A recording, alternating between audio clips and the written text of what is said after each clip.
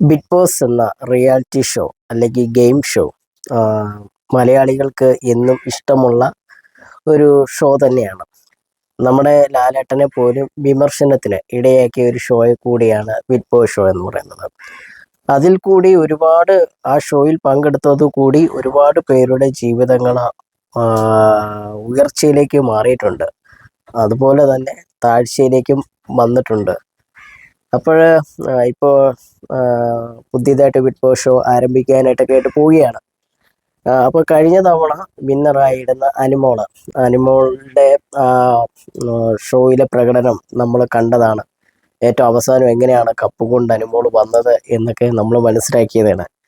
ഈ അടുത്തിടയ്ക്ക് അനുമോള് തൻ്റെ പ്രിയ സുഹൃത്തായ ലക്ഷ്മി നക്ഷത്രയുടെ യൂട്യൂബ് ചാനലിൽ ഒരു ഇൻ്റർവ്യൂ കൊടുത്തിരുന്നു.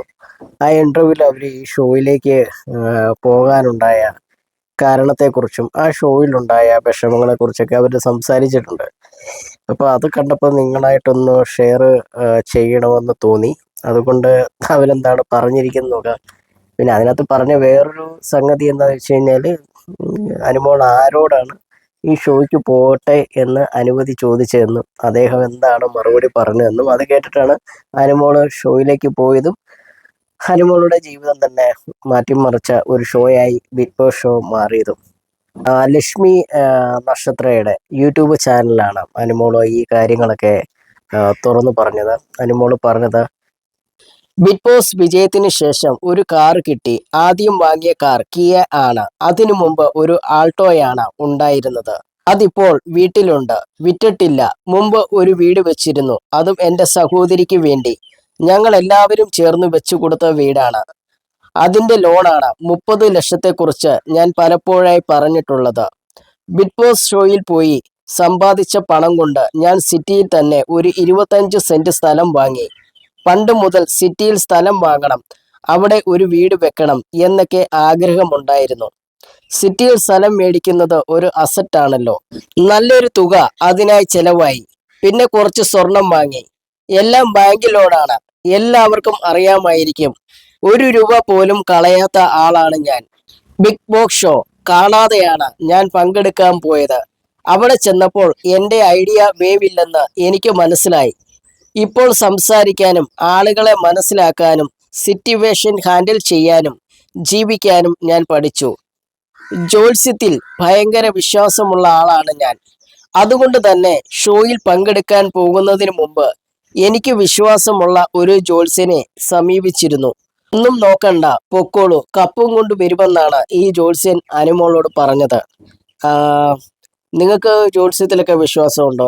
ജ്യോത്സ്യത്തിലൊന്നും വിശ്വാസം ഇല്ലാത്ത ഒരാളാണ് ഞാൻ. എന്തു പറഞ്ഞാലും അനുമോള് കപ്പ് തൂക്കി, അതാണ് സത്യം. മാത്രമല്ല, അനുമോൾ ആ ലാസ്റ്റ് നിമിഷം സ്വന്തം കൂട്ടുകാരികൾ പോലും വഞ്ചിക്കപ്പെടുകയും വരുന്നവരും പോകുന്നവരും എല്ലാം കുറ്റപ്പെടുത്തി അത്രയും ജനങ്ങളുടെ ഇഷ്ടം അനുമോൾക്ക് ആ ഷോയിൽ കൂടെ നേടിയെടുക്കാനായിട്ട് സാധിച്ചു. പിന്നീട് പുറത്തിറങ്ങിയിട്ട് പോലും ആ സ്നേഹത്തിന് ഓഡിയൻസിന് അനുമോളുടെ യാതൊരു കുറവും തോന്നിയില്ല. എനിക്ക് തോന്നുന്നു ആ ഷോ കഴിഞ്ഞതിന് ശേഷം വിന്നറായവത്തിൽ ഇപ്പോഴും ജനങ്ങൾ ഇഷ്ടപ്പെടുന്ന എല്ലാം കൊണ്ടും ജനങ്ങൾ ഇഷ്ടപ്പെടുന്ന ഏറ്റവും നല്ല ഒരു താരം അനുമോൾ തന്നെ ആയിരിക്കും. നമുക്ക് ഡോക്ടർ റോബിൻ രാധാകൃഷ്ണനെയൊക്കെ അറിയാം. തന്നെ നമുക്ക് ഏറ്റവും കൂടുതൽ ഏറ്റവും നന്നായിട്ട് ഒരു വെറൈറ്റി ഗെയിം കളിച്ച ആൾ തന്നെയാണ് ഈ ഡോക്ടർ റോബിൻ രാധാകൃഷ്ണൻ. പക്ഷെ ഇപ്പോൾ അദ്ദേഹത്തോടുള്ള ഇഷ്ടങ്ങളെല്ലാം പതുക്കെ ജനങ്ങൾക്ക് കുറഞ്ഞു തുടങ്ങി. എനിക്ക് തോന്നുന്നു അദ്ദേഹത്തിൻ്റെ രാഷ്ട്രീയമായ കാഴ്ചപ്പാടുകളും ഒക്കെ ആയിരിക്കാം ജനങ്ങൾക്ക് അദ്ദേഹത്തോടൊരു അകൽച്ച ഉണ്ടാകാനായിട്ട് കാരണം. അങ്ങനെ ഇപ്പോൾ വേറൊരാൾ സാബുമോനായിരുന്നു. പക്ഷേ പിൽക്കാലത്ത് സാബുമോനെ അങ്ങനെ ഒരു തിളങ്ങോ അല്ലെങ്കിൽ സാബു പോകുമ്പോൾ ആൾക്കാർ കൂടുകയോ കാണാൻ ഇഷ്ടപ്പെടുകയോ ഒന്നും തന്നെ ചെയ്തതായിട്ട് കണ്ടിട്ടില്ല. പിന്നെ ഒരാൾ ദിൽഷയായിരുന്നു. ഈ ദിൽഷയും ഇപ്പോൾ ഡാൻസിലൊക്കെ ആയിട്ട് ഇങ്ങനെ അങ്ങ് നടക്കുന്നു. പിന്നെ ഉള്ളത് അഖിൽമാരാരായിരുന്നു. ഈ അഖിൽമാരാർക്കും നല്ല നിലപാടുകളൊക്കെ പറഞ്ഞ് ഏറ്റവും അവസാനം അദ്ദേഹത്തിൻ്റെ രാഷ്ട്രീയമായ കാഴ്ചപ്പാടുകളും ചുവടുമാറ്റങ്ങളും കാരണം ഓഡിയൻസിനൊക്കെ പതുക്കെ പതുക്കെ ആ ഒരു ഇഷ്ടമൊക്കെ കുറഞ്ഞിട്ടുണ്ട്. അതിനൊക്കെ ഏറ്റവും വെച്ച് നോക്കുകയാണെങ്കിൽ എപ്പോഴും ഒരുപോലത്തെ ഇഷ്ടം ഓഡിയൻസ് ഇപ്പോഴും കൊണ്ട് നടക്കുന്നതും ഇഷ്ടപ്പെടുന്നതും അനുമോളെ തന്നെ ആയിരിക്കും.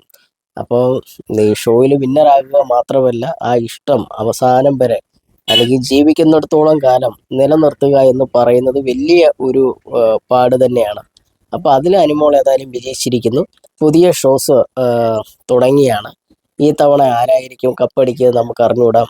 എന്ത് ഗെയിമിംഗ് ആയിരിക്കും വരുന്നത് എന്ന് അറിഞ്ഞുകൂടാം. ഏതായാലും പുതിയ ഷോ വരികയാണ്, നമുക്ക് കാത്തിരിക്കാം. ഈ തവണ ആരായിരിക്കും ബിഗ് ബോസ് ഷോയുടെ വിന്നർ എന്ന് നമുക്ക് നോക്കിക്കാണാം.